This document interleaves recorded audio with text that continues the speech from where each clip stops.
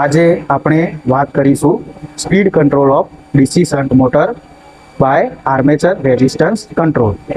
તો એના માટે આપ જોઈ શકો છો કે આપણે રિયોસ્ટેટને આર્મેચર સાથે સિરીઝમાં જોડેલો છે.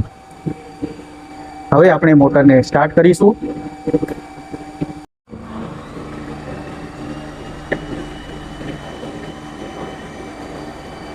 જો મોટર સ્ટાર્ટ થઈ ગઈ છે.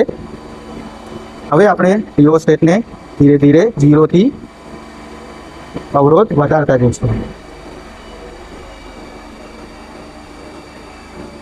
તો આપ જોઈ શકો છો કે મોટરની સ્પીડ ઓછી થઈ રહી છે.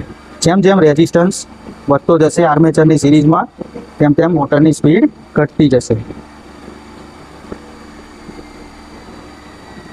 આ જોઈ શકો છો આપ કે આમાં આપણે પૂરેપૂરો રિયોસ્ટેટ ઇન્સર્ટ કરેલો છે અને મોટરની સ્પીડ ઓછી થઈ ગઈ છે. Thank you.